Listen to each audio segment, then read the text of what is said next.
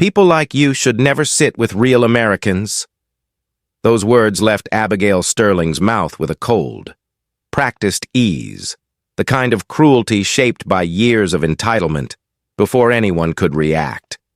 She lifted her glass and hurled a stream of red wine across General Marcus Blackwell's face. The liquid struck with a sharp hiss, staining his uniform, stinging his eyes, and forcing him into a moment of humiliating stillness that cut through the ballroom like a blade. And in that single instant, while the general wiped the burning wine from his lashes, the future of the Sterling Empire cracked open. Abigail believed she had put a man in his place. She never understood that she had just destroyed her own name, her family's legacy, and a multi-billion-dollar contract that stood between survival and ruin. Before going into this story, please tell me where you're watching from. And if you enjoy these deep emotional stories, remember to subscribe to the channel and give me a like. It truly helps the channel grow. Abigail Sterling arrived at the Defense Tech Summit convinced the night belonged to her, because nights like these always had. She stepped into the Ritz-Carlton ballroom with the self-assurance of a woman raised to believe that power flowed through her family's veins. Her gown shimmered with quiet arrogance. Her diamonds signaled generations of wealth. But beneath the elegance lived a certainty that her status placed her above consequence. She had heard it from childhood. Her grandfather built Sterling Defense Solutions from the ground up. Her father expanded it into global warfare systems. And she had grown up listening to whispered resentment about the changing world. A world where new voices were entering rooms once reserved for the old guard. She absorbed those messages with unquestioned loyalty. Now, at 45, she carried them like gospel. The company was struggling, 3 contracts lost, market share slipping, and the $2.5 billion autonomous drone initiative was their final hope for relevance. Edward Sterling, her husband and CEO, had tried explaining the stakes in the limo, layoffs, investor panic, liquidation. But Abigail had stared out the window as though none of it applied to her life, because she believed the universe would always bend to the Sterling name. Inside the ballroom, she walked with the poise of inherited superiority. Her smile charmed donors, but her eyes carried sharp judgment. She returned her cocktail and insulted the black server who delivered it. She questioned a valet's education with a pointed remark that froze the air. She dismissed a respected businesswoman with a tone that made the woman step back as if struck. Lydia Harrington, her companion of many years, watched in quiet discomfort. But she had seen this pattern too often to be surprised. Abigail was steady in her disdain. She believed she was unmovable. Then she saw him. A tall black man at a VIP table, surrounded by decorated officers and senior executives, his posture calm, his presence commanding. People listened to him, admired him, respected him, and something inside Abigail shifted. Not because he was inappropriate, not because he had misbehaved, but because he existed in a place she believed he had no right to be. The thought settled like acid. She whispered to Lydia, asking who he was. Lydia shrugged. Probably a diversity invite. Abigail's chest tightened. The word diversity had become a trigger for her, tied to old wounds her father never healed. She remembered the bitterness in his voice when he spoke of losing a contract decades earlier to a minority-owned firm. That resentment planted roots inside her, convincing her that progress was a threat rather than a broadening of opportunity. Tonight, she felt that resentment swell to the surface. She watched the man laugh softly with Colonel Vargas. She watched 2 tech CEOs lean closer to him. She watched the natural authority in his posture, and her anger hardened into resolve. She decided he would not take up space that belonged to her world. She rose abruptly from her chair, ignoring Edward's quiet plea to stay calm. She walked toward the VIP table as if storming a battlefield she believed she owned. Conversations faded as she approached. The officers straightened, the CEOs shifted. But Abigail saw only the man she intended to confront. She introduced herself loudly, announcing her family's service to America with an air of superiority so sharp it cut through the moment. She then declared that someone at this table did not belong. Her gaze locked on him, her voice steeled with decades of inherited prejudice. She asked who had placed him at a table meant for actual leadership. Her words carried a sting meant to wound, and they did. But they also carried a recklessness she did not fully grasp. The man responded with calm respect, explaining that his invitation was valid. She rejected it. She accused him of being a symbolic gesture, a tool of optics, a name added to appease critics, and with each sentence. Her voice grew louder. The ballroom turned toward her, phones lifted, eyes narrowed. Then he spoke, his tone quiet but unmistakably firm. He said he was evaluating contractors for the upcoming drone program. Abigail laughed at him, a laugh filled with contempt. She mocked his qualifications. She insulted his achievements. She diminished his rank. And then, driven by something bitter and unrestrained, she lifted the glass of wine. In one violent sweep, she threw it across his face. The red liquid hit with a cruel finality. Gasps broke across the room, chairs scraped, shock rippled through the air. Abigail felt a surge of triumphant energy, as though she had defended a principle she believed sacred. But she never saw the larger truth unfolding before her. The moment the wine touched the general's skin, the cameras captured not only her cruelty, but her downfall. She returned to her seat, believing she had restored order. She didn't know the man she had humiliated was the very person who held the survival of her family's company in his hands. She didn't know his silent smile carried a warning. She didn't know her life had changed in that single act. Before that night ended, the first video posted online. Within minutes, it spread. Within hours, it dominated every platform, and before sunrise, the world would know her name, not as a sterling, not as a figure of status, but as the woman whose prejudice destroyed everything she had ever taken for granted. Abigail Sterling moved through the ballroom with the same icy confidence she carried her entire life, believing she had put a man back in his place. Unaware that every camera in the room had recorded the moment she crossed a line she could never uncross. As she returned to her seat, the crowd parted in uneasy silence. At the VIP table behind her, the wine still glistened on General Marcus Blackwell's face, streaking down his jaw and darkening the collar of his immaculate suit. He dabbed the liquid with a slow, deliberate calm that unnerved everyone watching. His composure was not weakness, it was power. And in that quiet, Abigail sensed something shift in the atmosphere. Though she denied it to herself, she refused to believe one act of cruelty could carry any consequence for a Sterling. Instead, she straightened her shoulders and signaled for another drink, her fingers trembling not with fear, but with the thrill of perceived victory. Edward approached in a state of panic, begging her to apologize before the situation ignited into something uncontrollable. She dismissed him with a single cold glance. The room had turned against her, but she clung to her arrogance like armor. She told herself that people were whispering because she dared to say what others were too afraid to admit. She believed the murmurs were validation, not condemnation, at the VIP table.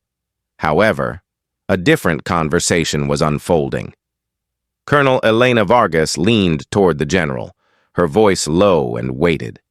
She asked if he wanted security to remove Abigail. He shook his head, answering with a calm finality that startled everyone around him. "There is no need," he said. "Her actions speak for themselves." The other officers observed him with a mixture of awe and unease. They recognized a man calculating something far beyond a personal response. They knew General Blackwell's reputation. He was meticulous, strategic, unshakably composed, a leader who listened, observed, and acted with precision, and his silence now carried a gravity that unsettled even the most seasoned officials at the table. When he finally rose from his seat, every conversation in the ballroom halted. He lifted his glass, not in celebration, but in a gesture of formal restraint, and excused himself to change. As he walked away, dozens of eyes followed him. In contrast, Abigail continued smiling, unaware that his departure marked the beginning of a storm she could no longer control. The first ripple of consequence arrived within minutes. A young attendee, shaken by what he witnessed, uploaded the initial clip to social media. The caption was simple but devastating. General Marcus Blackwell assaulted with wine at Defense Tech Summit. The video spread before Abigail finished her second drink. Within 10 minutes, the hashtag wine scandal appeared. Within 20, it climbed into national discourse. Phones lit up across the ballroom. Expressions hardened. Conversations shifted. And for the first time, Abigail sensed the energy turning cold, but she rationalized it as temporary discomfort. She whispered to Lydia Harrington that critics always overreact. Lydia, unable to maintain her usual loyalty, avoided her eyes. She knew Abigail had crossed a line she could not defend. As the night continued, the tension around Abigail grew heavy enough to silence entire groups when she approached. Guests avoided her path. Influential donors quietly left early. Several military officials stepped aside to speak privately with each other, their faces grim. Edward received a discreet message from an investor urging him to issue a public apology before sunrise. He tried once more to reason with Abigail, telling her the video had gone viral. She brushed off his warning, repeating the same refrain she had carried since childhood. "They need us more than we need them." Edward looked at her with a quiet despair. He understood something she could not fathom. The world had changed, and her old rules no longer applied. Across the ballroom, General Blackwell reappeared with a fresh uniform. His posture remained calm, but the room seemed to shift around him. Conversations softened. People stood straighter. His presence carried the unmistakable weight of authority. He did not look at Abigail. He did not need to. The damage had already taken shape. Several Pentagon officials approached him for private discussions. The heads of two major defense firms stepped forward with offers of support, and though he spoke with measured restraint, every person listening understood that the night's events would not fade quietly. The Defense Department had grown increasingly intolerant of discriminatory behavior among contractors, especially at leadership levels. Abigail's actions did not merely insult a man. They raised a question about whether Sterling Defense Solutions embodied the values required for federal partnership. As the gala reached its final hour, the ballroom had become a portrait of silent judgment. Even the band played with subdued energy, uncertain of how to continue in the shadow of a public scandal unfolding in real time. Abigail tried to salvage the evening by returning to casual conversation, but each attempt fell flat. Her usual charm had evaporated. Her words sounded strained, her laughter brittle. People offered curt nods, nothing more. And every time someone glanced at their phone, she felt a faint sting of unease. Though she pushed it aside with denial, in her mind, power would shield her, status would protect her, the Sterling name would endure. She clung to those beliefs with desperation disguised as poise. By the time the event concluded, it was clear that the social circle she depended on had quietly abandoned her. Lydia slipped out early without saying goodbye. Two former friends crossed the room to greet General Blackwell but refused to acknowledge Abigail at all. Even Beatrice Sterling, who had always defended her daughter's sharper edges, left the ballroom with a silent, tremulous expression. Edward walked beside Abigail without speaking. He could not bring himself to tell her that the Pentagon liaison had already requested an emergency meeting regarding their contract. He knew she would not understand the magnitude until it was far too late. Outside the Ritz-Carlton. The night air carried the faint hum of reporters gathering in anticipation. Word of the incident had already reached several major networks. Abigail, still clinging to her illusion of control, lifted her chin and insisted on walking out the front entrance. Edward urged her to use a private exit. She refused. And the moment the doors opened, cameras flashed like lightning, microphones extended, voices called her name, questions cut through the air. Did you assault General Blackwell? Do you believe minority officers don't belong in leadership? Are you prepared to lose the Pentagon contract? Abigail froze. For the first time that night, she felt the ground shift beneath her. She forced a brittle smile, offering a dismissive comment about respecting traditional values, but the reporters pressed harder. The tension grew unbearable. Edward rushed her into the car. As the door closed, Abigail finally opened social media. She saw the video. She saw the comments. She saw millions of eyes judging her. And for the briefest moment, a tremor of fear touched her heart. But instead of accepting what she saw, she hardened herself again, convinced the world was wrong and she was right. What she could not see was the truth already shaping her future. The scandal she believed she could outtalk or outshine had already left the ballroom. It was already circling the highest levels of the Pentagon and in the quiet office of General Marcus Blackwell. A decision was forming, a decision that would dismantle everything she had ever known. Her downfall had begun, and there was no turning back.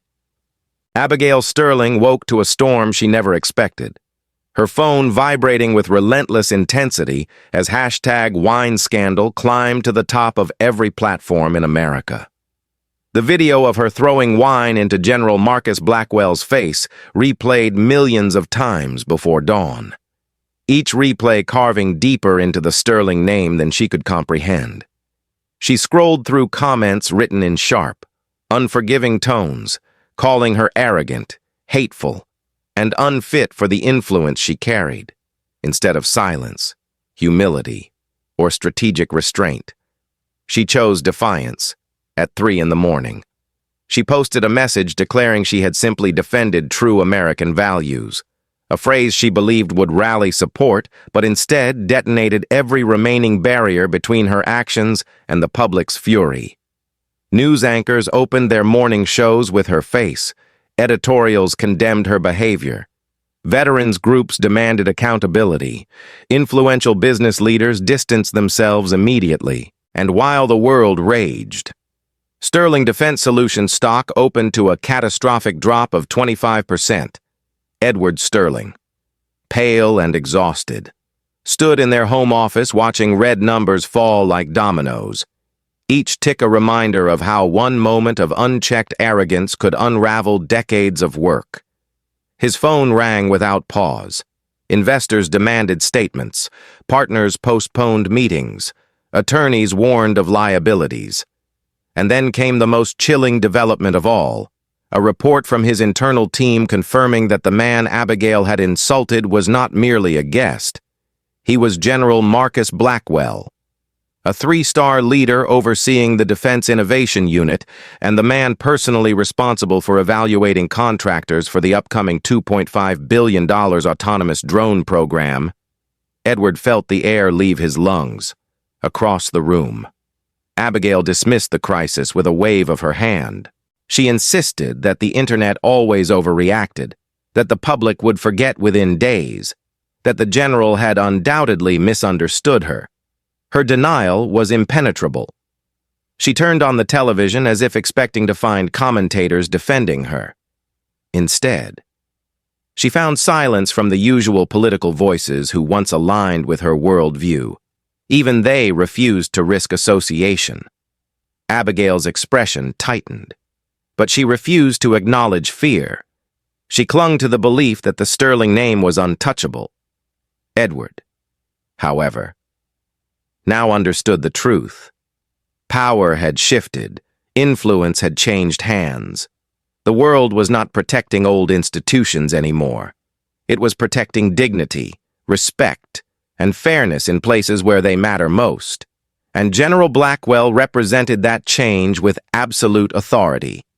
In a desperate attempt to reclaim the narrative, Abigail accepted a midday cable interview.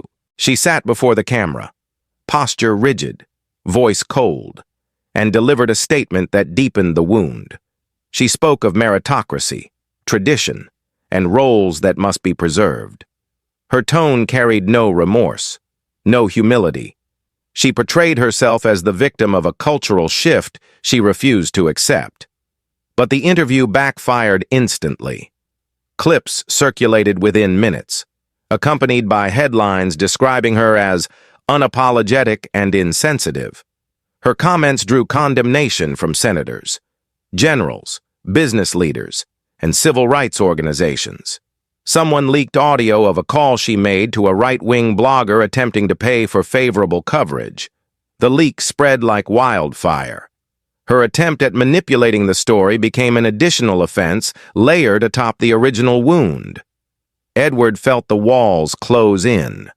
As he reviewed the footage from the gala again, he saw not only Abigail's cruelty, but also the reactions of the men and women at the table, the looks of disgust, the shock, the quiet realization among them that her behavior reflected something larger than a single lapse in judgment.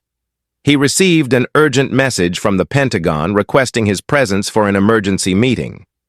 The meeting was presided by General Blackwell. Edward nearly collapsed. The man his wife had openly humiliated, the man she said should not sit with real Americans, was the one person who could salvage or sentence the future of Sterling Defense Solutions.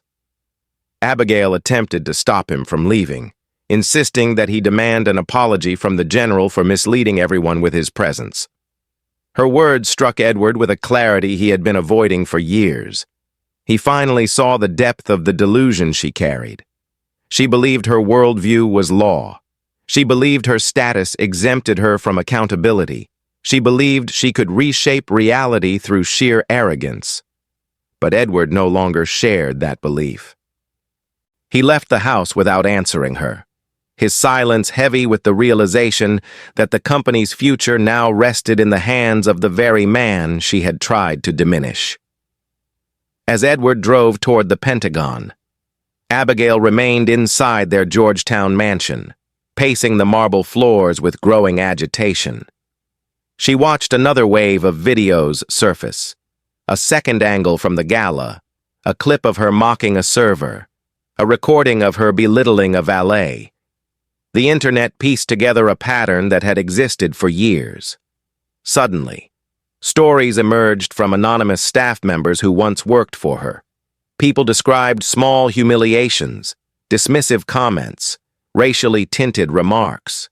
Everything she had once done behind closed doors now spilled into public view, forming a portrait of a woman who believed she existed above fairness and decency.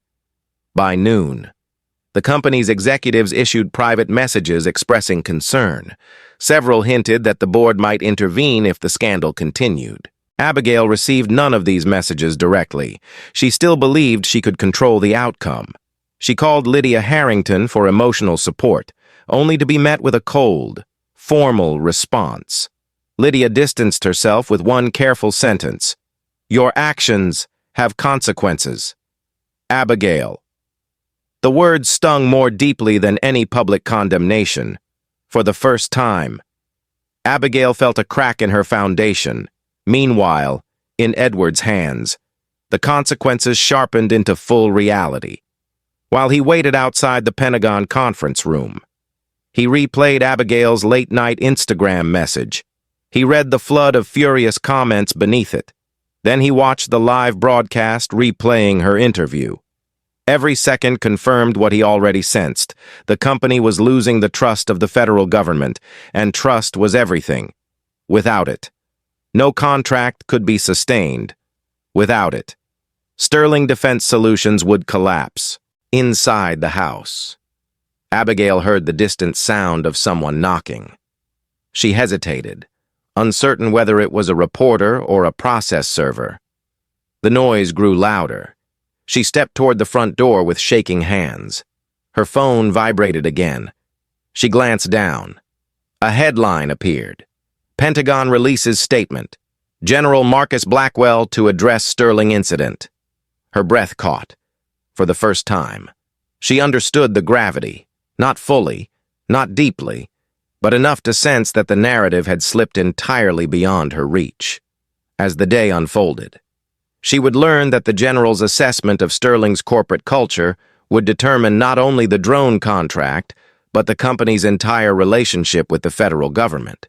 She would learn that her actions had triggered a national discussion on respect in defense partnerships, and she would learn that the world she believed belonged to her family was shifting beneath her feet. The consequences were no longer distant or theoretical. They were already shaping decisions in rooms she was no longer welcome to enter. By the time the sun began to set, Abigail Sterling finally felt a flicker of fear, a fear she had never known, a fear she could not silence. And as the headlines continued to multiply, she realized the truth. Her words, her actions, and her pride had awakened forces she could not command. She had ignited a storm that now gathered its strength in the highest levels of power. Preparing to deliver a judgment she was powerless to stop. Edward Sterling walked into the Pentagon with a hollow tightness in his chest, every step echoing the reality that his wife's arrogance had carried him to the edge of a precipice he could no longer ignore. The high-security conference room was stark, cold, and unforgiving, its silence broken only when the heavy door closed behind him. At the far end of the table sat General Marcus Blackwell, uniform immaculate, posture composed, expression unreadable. His presence carried a weight Edward felt immediately, a reminder that this was not a man who reacted impulsively, nor a man who allowed personal offense to guide professional judgment. He represented the nation's highest standards. He oversaw billions in defense innovation. He held the future of Sterling Defense Solutions in his hands. Edward stood frozen for a moment, unable to speak. The general motioned for him to sit, his gesture calm but unmistakably firm. Edward obeyed, feeling the gravity of the moment settle around him like a stone. General Blackwell folded his hands, then began with a measured tone that pierced through the room with quiet authority. He said that Abigail had performed a very thorough cultural evaluation of Sterling Defense Solutions the night before. The sentence hung in the air with devastating clarity. The general did not need to raise his voice. He did not need anger. His composure alone carried more force than any outburst could have delivered. He reminded Edward that the Pentagon's partnerships extended far beyond hardware. They required trust, accountability, and a culture that upheld American values. He pressed a button on the remote, and the screens behind him illuminated with multiple angles from the gala. The footage showed Abigail's raised glass, her words, the wine hitting his face, his stillness, the stunned room. Then came the interview she gave the next day, her proud declarations about merit and tradition spoken without fear or restraint. Edward watched in silent agony, each clip a blow he could not deflect, a truth he could not soften. The general paused before continuing, giving Edward a chance to absorb the undeniable fact that the company's reputation had been dismantled not by competitors, not by geopolitical forces, but by the unchecked behavior of someone who believed herself immune to consequence. Colonel Elena Vargas sat beside the general, a stack of documents before her. She revealed 3 past discrimination lawsuits involving Sterling Defense Solutions. All had been quietly settled. Each demonstrated patterns that aligned with what the world saw in Abigail's actions. Edward attempted to explain. He insisted Abigail did not represent the company. He said she had acted independently, fueled by personal bias rather than corporate values. His voice trembled, the fragility of his argument clear even to him. The general listened without interruption. Then, with a simple, devastating truth, he dismantled Edward's defense. Abigail was not an employee. She was the CEO's wife, a major shareholder, a public representative of the Sterling Empire. Her presence at the gala was not incidental. It was intentional. Her behavior reflected a culture the Pentagon could not overlook. General Blackwell shifted the conversation toward the drone contract, the final lifeline for Sterling Defense Solutions. He explained that Sterling had once been the frontrunner, their technology strong, their proposals promising. But technology alone was insufficient in the modern environment. Partnerships demanded integrity. They demanded respect for the diverse men and women who served the nation at every rank. He reminded Edward that innovation and ethics were inseparable. A company lacking one could not be trusted with the other. Then he delivered the decision with quiet precision. The $2.5 billion autonomous drone contract had been awarded that morning to Lockheed Martin. There would be no reconsideration, no appeal, no negotiation. Sterling's history, combined with the events of the past 24 hours, revealed a culture incompatible with the Pentagon's values, and the general concluded that the department would review all existing agreements with Sterling Defense Solutions. Edward felt the air leave his lungs, a crushing awareness filling the space where hope once lived.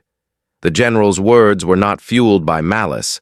They were simply true, and truth, when spoken with authority, carried a finality Abigail had never imagined. Colonel Vargas handed Edward a folder outlining the Pentagon's concerns in writing. She advised him to begin internal reforms immediately if the company wished to salvage even a fraction of its remaining partnerships. The message was clear. The crisis was not merely public, it was structural, cultural, moral, and it stood at the center of Sterling's downfall. For a moment, Edward could not speak. The weight of the consequences pressed down on him. Not only as a CEO, but as a husband who had spent years excusing behavior he should have confronted long ago. He realized the price of silence, the price of enabling arrogance, the price of pretending prejudice carried no consequence. When he finally found his voice, he offered a quiet apology on Abigail's behalf. The general accepted the apology, but made one final point with calm conviction. Respect, he said, could not be demanded after the fact. It must exist before the moment it is tested, and Sterling Defense Solutions had failed that test in full view of the nation. The meeting ended without ceremony, no handshake, no polite farewell, only a nod from the general, signaling that the discussion was complete. Edward walked out of the conference room in a daze, the walls of the Pentagon seeming to narrow around him as he descended the long hallway. Each step carried the weight of a company already collapsing. By the time he reached the parking lot, the scope of the damage settled fully on his shoulders. Sterling's stock had plunged again. Investors were calling for emergency action, and Abigail's video interview continued to spread, her words serving as fuel for a fire that now engulfed everything connected to their name. Sitting alone in his car, Edward stared at the steering wheel, understanding with painful clarity that Sterling Defense Solutions might never recover. The company's future had been shaped not by markets or technology, but by a moment of humiliation inflicted on a man whose dignity towered above every insult thrown at him, and as General Marcus Blackwell returned to his duties inside the Pentagon, Edward finally realized the magnitude of what Abigail had done. She had not merely cost them a contract, she had ignited a reckoning, one that would determine the fate of their family, their legacy, and their position within the industry they once believed they controlled. The storm had reached its peak, and the damage was irreversible. The emergency board meeting at Sterling Defense Solutions opened with a tension so sharp it felt like a held breath. Every executive seated in rigid silence as Harlan Sterling entered the room with the slow, deliberate steps of a man preparing to bury his own legacy. He took his place at the head of the long oak table without greeting anyone. His jaw locked, his hands steady, his expression carved from stone. Behind him, screens displayed the headlines that had erupted across every major network. Abigail's face, the wine pouring across General Blackwell's uniform, the unapologetic interviews, the plunging stock price, and now, the Pentagon's official notice stripping Sterling Defense Solutions of the drone contract. Beside those images was the number that crushed the breath out of the room. Total projected damage, $4.5 billion. Not losses, damages, contracts dissolved, partnerships canceled. Investigations launched, reputational ruin. Harlan looked down the table at Edward, then at the empty seat where Abigail should have been. "This," he said in a voice that vibrated with restrained fury, "is the greatest failure in the history of this company." The board members shifted uneasily, their eyes flickering to the documents before them. Legal notices, leaked recordings, employee statements, and 3 quietly settled discrimination lawsuits that now resurfaced because the public connected them to Abigail's behavior. Harlan tapped one document with a slow, heavy motion, as if marking the grave of his family's reputation. "Everything we built," he said, "has been put at risk by arrogance, prejudice, and the belief that our name exempts us from basic decency." His words struck the board with the cold precision of a verdict. No one spoke. No one dared interrupt the reckoning that was now unfolding. Edward Sterling sat with hands clasped tightly, eyes lowered, his face bearing the devastation of a man who not only lost the contract, but also bore the shame of having covered for Abigail's behavior for years. Harlan turned to him with a look of disappointment deeper than anger. "You protected her," he said quietly. "You enabled her. And now you see the cost." Before Edward could respond, the doors opened. Abigail entered the room with trembling certainty, desperate to defend herself, yet still unable to grasp the magnitude of what she had unleashed. She started to speak, but Harlan raised one hand, silencing her instantly. His voice remained low, but its weight filled the room. "Sit." Abigail hesitated, then obeyed, lowering herself into the empty seat with visible fear for the first time in her life. Harlan activated the video display, replaying each painful angle of her humiliation of General Blackwell. The wine, the words, the smile of triumph she wore afterward. The board watched without expression, their silence a judgment more powerful than any outburst. When the footage ended, Harlan did not raise his voice. He did not lecture. He simply delivered the sentence that would sever her from everything she had ever relied on. "Effective immediately," he said. "You are removed from all positions related to this company. Your voting rights are suspended. Your trust fund is frozen pending legal review. You will no longer speak for, represent, or benefit from Sterling Defense Solutions." Abigail's breath caught. She stared at her father in disbelief, her voice shaking as she whispered that she was his daughter, his legacy, his blood. Harlan did not waver. "You lost that privilege the moment you disgraced this family," he said. "You have destroyed 3 generations of work." The words struck her like a physical blow. She tried to defend herself, claiming misinterpretation, unfair judgment, a media conspiracy, but her voice sounded small, fragile, utterly disconnected from the power she once believed she possessed. She looked at Edward as if expecting him to stand beside her. Instead, he rose slowly from his seat. His hands were trembling, but his voice was steady when he spoke. "I filed for divorce this morning." Abigail froze. The room blurred. Edward continued, each word deliberate and final. "I covered for you because I loved you. I excused behavior I should have confronted. I believed you would change. But I cannot rebuild this company while tied to the person who destroyed it." The boardroom fell silent once more. Abigail's face crumpled with a mixture of disbelief, fear, and the dawning realization that she no longer had anyone to protect her. She looked back to her father, but Harlan's expression did not soften. For decades, he had shielded her from consequences. Now the weight of her actions forced him to let the world judge her without interference. The company attorney entered the room and presented Abigail with documents detailing the charges filed by the employee she humiliated the previous year, a case that now resurfaced with renewed strength due to national outrage. Another document outlined the hate crime charges pending from the gala incident. Abigail stared at the pages, her hand trembling as she traced the words she never imagined would belong to her life. The next months unfolded with a swift brutality she could not stop. Reporters followed her everywhere. Protesters gathered outside the Sterling mansion. Sponsors withdrew from charitable events linked to her name. Her social circle, once eager to bask in her influence, vanished within hours.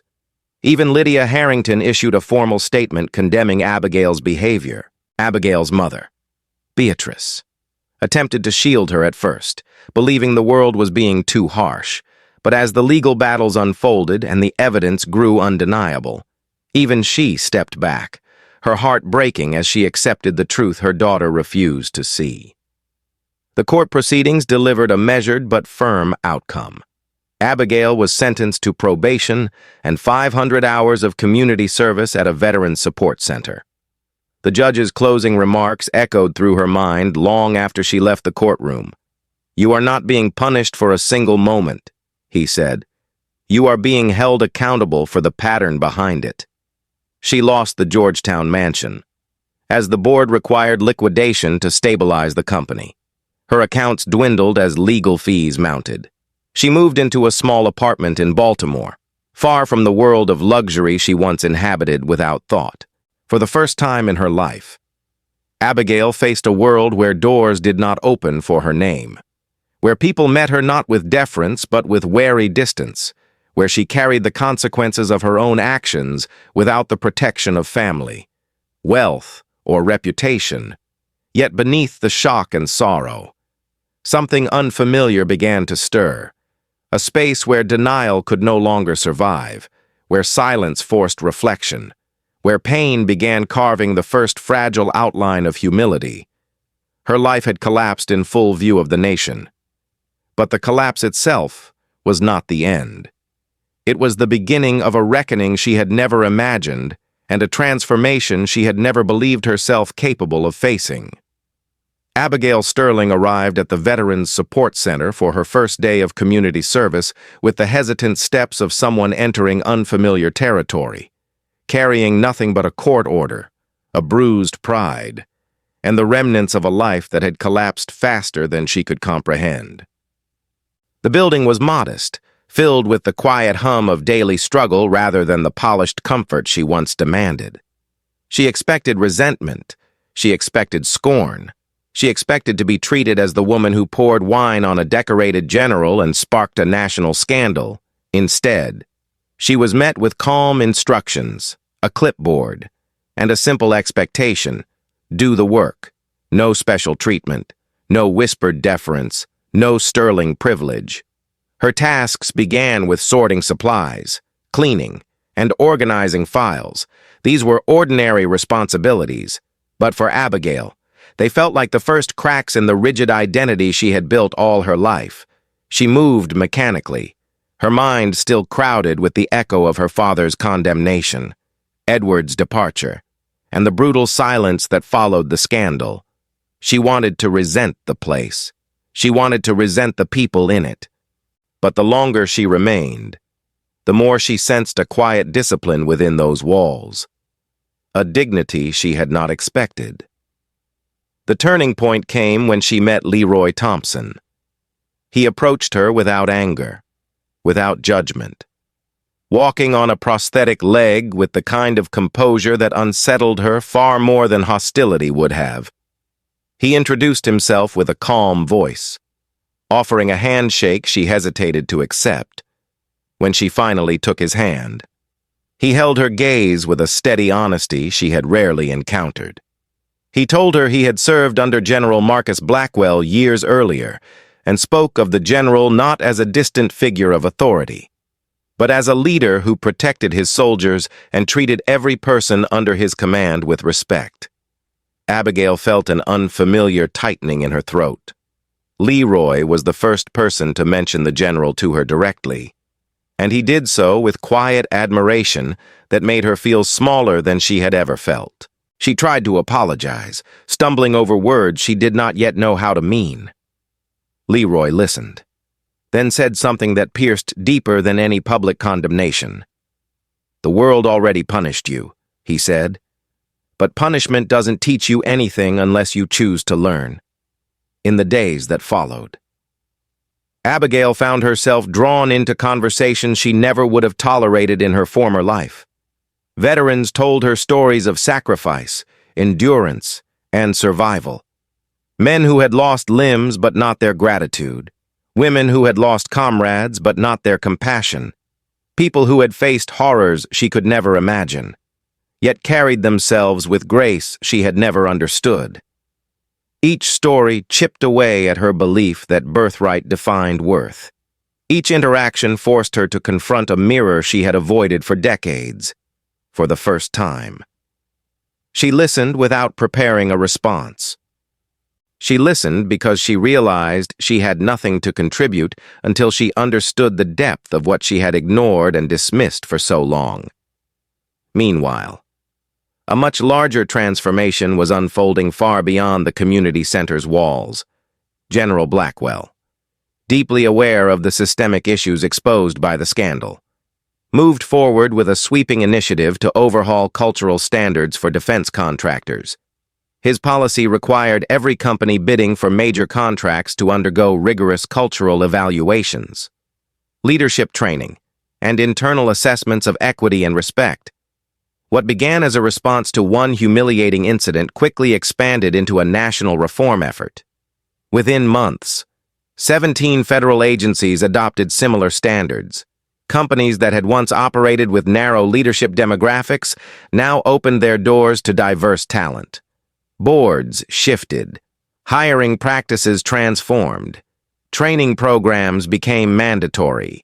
The defense industry, long criticized for insular culture, began to change from within. Sterling Defense Solutions faced a daunting journey. The company was bruised, financially unstable, and under the scrutiny of federal investigators, but under Edwards' steady leadership, and with guidance from Dr. Sophia Reyes, a respected diversity consultant, the firm began to rebuild its foundation. Dr. Reyes insisted on transparency, accountability, and the dismantling of internal hierarchies that had silently allowed prejudice to thrive. Employees who once felt invisible found their voices. Newly established committees ensured oversight. Training became a core pillar of operations rather than a symbolic gesture. And slowly, the company began to recover.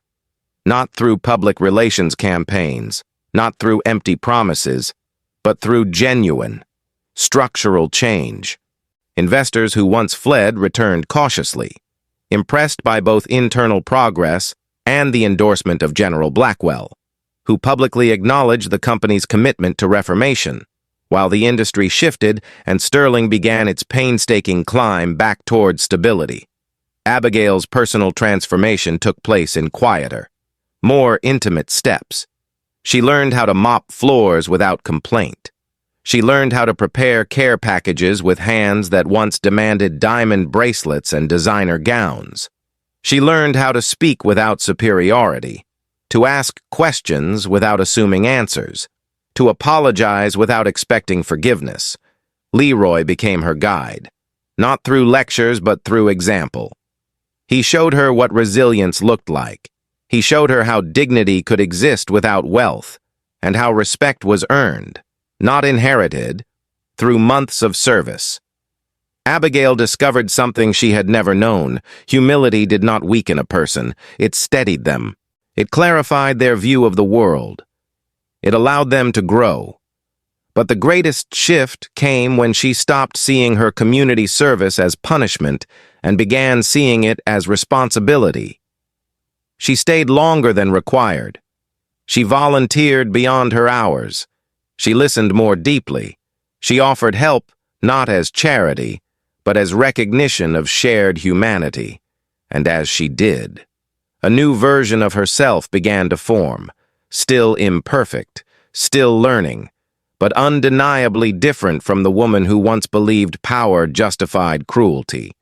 By the time Abigail completed her mandatory hours, the staff expected her to leave instead. She returned the next morning.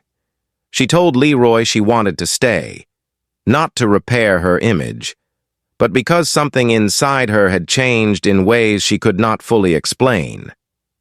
He nodded with quiet approval, understanding that the transformation she sought was not for the world's benefit, but for her own.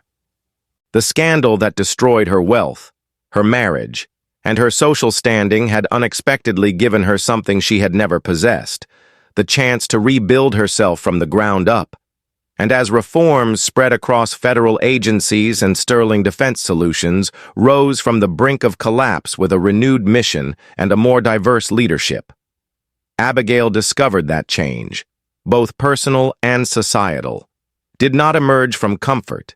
It emerged from reckoning, humility, and the willingness to confront one's own failures without looking away. Her journey was far from finished, but for the first time in her life, she was moving in the right direction, not toward power, but toward purpose. 2 years later, Abigail Sterling walked through the quiet halls of the Veterans Support Center not as a woman completing a sentence, but as someone who had made the place a central part of her life, arriving each morning with a steady purpose that would have been unthinkable in the world she once ruled.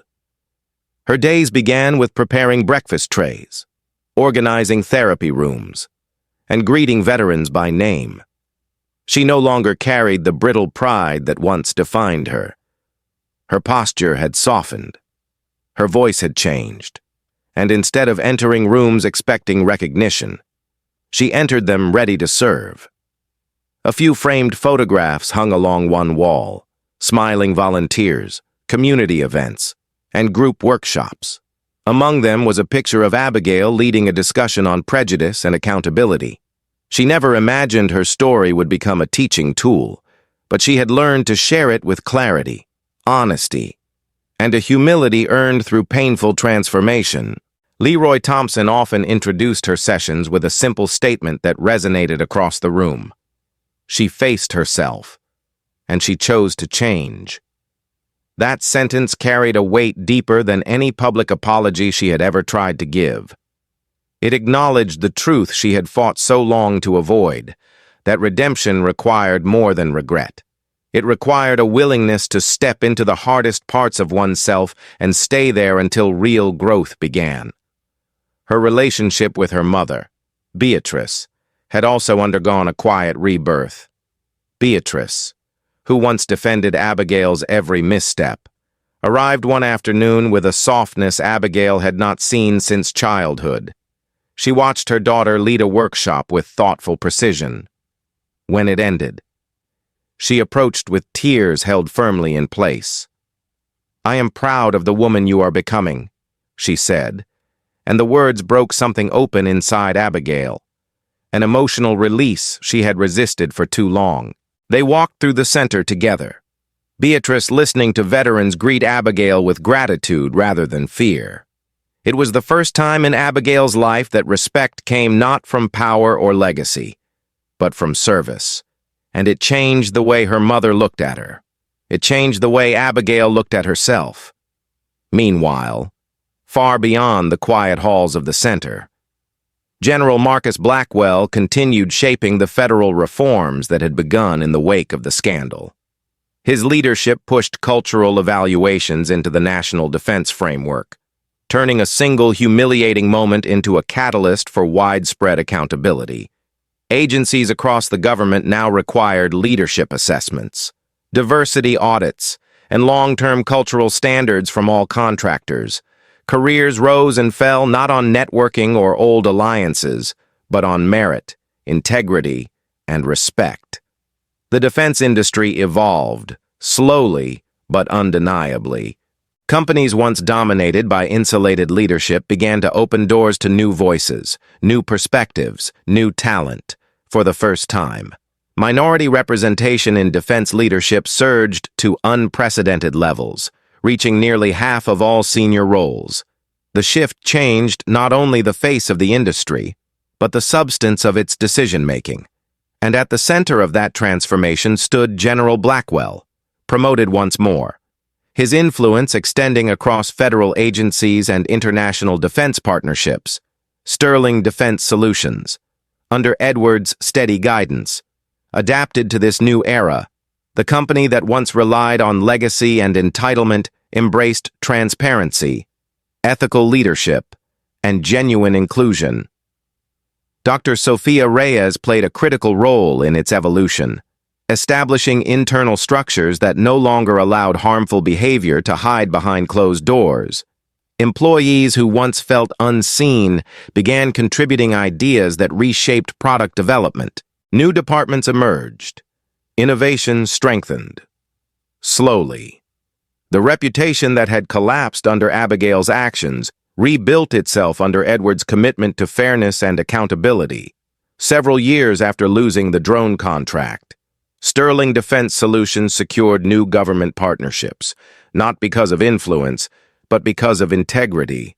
Edward remarried during this period, choosing a partner who valued humility and shared responsibility. His new marriage was quiet, respectful, grounded in mutual understanding rather than social expectation. He did not speak ill of Abigail. He simply accepted that two lives had taken separate paths, each shaped by the consequences of a moment that changed them both. Through all this, Abigail remained at the Veterans Center, continuing her work even after her required hours had long passed.